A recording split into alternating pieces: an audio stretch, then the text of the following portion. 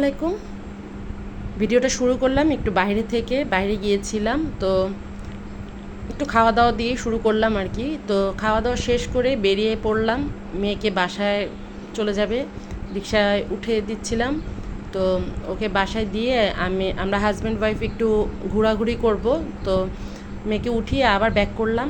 আর এটা হচ্ছে একটু শপিংয়ের, মানে শপিং বলতে শুধু ইয়াররিংগুলো শেয়ার করছি, আরও টুকটাক কিছু ছিল, তো সেগুলো গিফটের ছিল, গিফট করে দিয়েছি, তাই শুধু নিজেরটা দিয়ে শুরু করলাম। তো এখানে আমার এই ছোটো ছোটো ইয়াররিংগুলো অনেক বেশি ভালো লাগে, এগুলো সবসময় ক্যারি করা যায় যে কোনো ড্রেসের সাথেই, শাড়ি বা ড্রেস, যে কোনো ড্রেসের সাথেই এগুলো আমার কাছে কমফর্ট মনে হয়, তাই আমি ছোটো ছোটো জিনিসগুলো আমার ভালো লেগেছে কিনে নিয়ে আসলাম।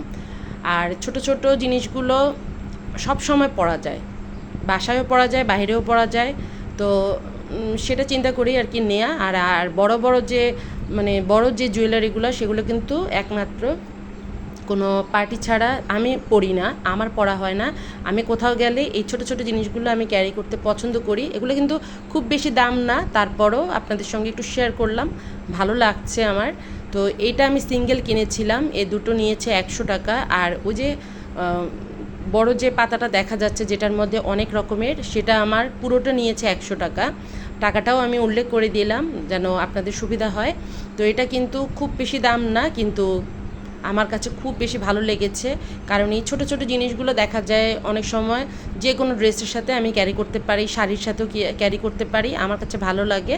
তো এই হচ্ছে আমার ছোটোখাটো কিছু কানের দুল আপনাদের সঙ্গে শেয়ার করলাম। আরও আছে, তো সেগুলো একটু পুরনো, এটা নতুন, তাই এটাই আপনাদের সঙ্গে শেয়ার করলাম। কেমন হয়েছে অবশ্যই জানাতে পারেন। আর ভিডিওটা যদিও কয়েকদিন আগের ছিল, সব সময় তো সব কিছু ভিডিও করা সম্ভব হয় না, কারণ রাস্তাঘাটে আমি যেখানে একটু গ্যাদারিং মনে হয় সেখানে আর ভিডিও করি না, তো তাই আর এটা করা হয়নি। সেদিন আমার ভাইয়ের বউ আর ছোটো ভাতিজি সেটাকে নিয়ে গিয়েছিলাম, তো ওদেরকেও টুকটাক কিছু আমি গিফট করেছি, সেটাই আর কি বললাম যে গিফট করেছি। তো এই তো আমার ছোটো ছোটো ইয়াররিংগুলো আপনাদের সঙ্গে শেয়ার করলাম।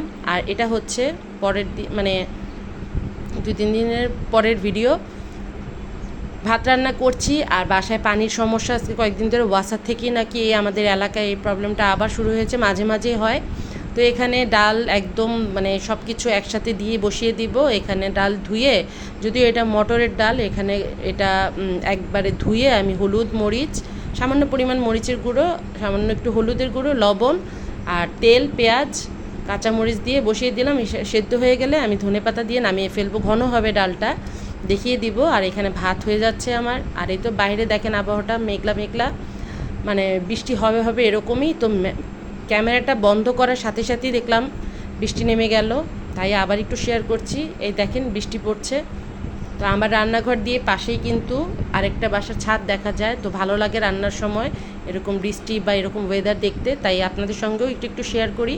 আর এই তো রান্না করতে করতে পানি চলে এসেছে, এখান দিয়ে ভাতটাও হয়ে গিয়েছে। ভাতটা আমি মার গেলে তার সঙ্গে আমি ডালটা বসিয়ে দিলাম। ডালটা হয়ে গেলে আমি মাছের ভর্তা করব, এটা শোল মাছের ভর্তা, আর শোল মাছ দো পেঁয়াজা করব। পানি না থাকলে তো অনেক রান্না বান্না মিলিয়ে একটা কি বলবো, অনেক বড় একটা ঝামেলা হয়ে যায়, কারণ এখানে সবই পানির কাজ। সকালের নাস্তা থেকে শুরু করে দুপুরের খাওয়া দাওয়া শেষ হওয়া পর্যন্ত অনেক বেশি থালাবাটি বের হয়, অনেক কাজ থাকে।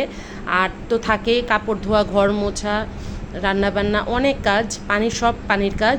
আর এখানে পানি না থাকলে কেমন হয় বলেন? তো পানি চলে আসছে, আর আমি এখান দিয়ে এক এক করে সব ভরে রেখেছি। তো এর মধ্যে দিয়েই কিন্তু আবার পানি চলেও গিয়ে চলে যাচ্ছে। এত মাছটা আমি ভেজে নিয়েছি, আর এই তো পানি চলে যাচ্ছে, এই যে দেখতেই পাচ্ছেন চিকন হয়ে গিয়েছে পানি। তো যতটুকু সম্ভব হয়েছে আমি ভরে রেখেছি। আর কিছুটা শুকনো মরিচ নিয়েছি, ওই যে ঘন ডাল রান্না করেছি সেটা দিয়ে আমার খেতে ভালো লাগে, আর এটা মাছের ভর্তার মধ্যে দিব কিছুটা।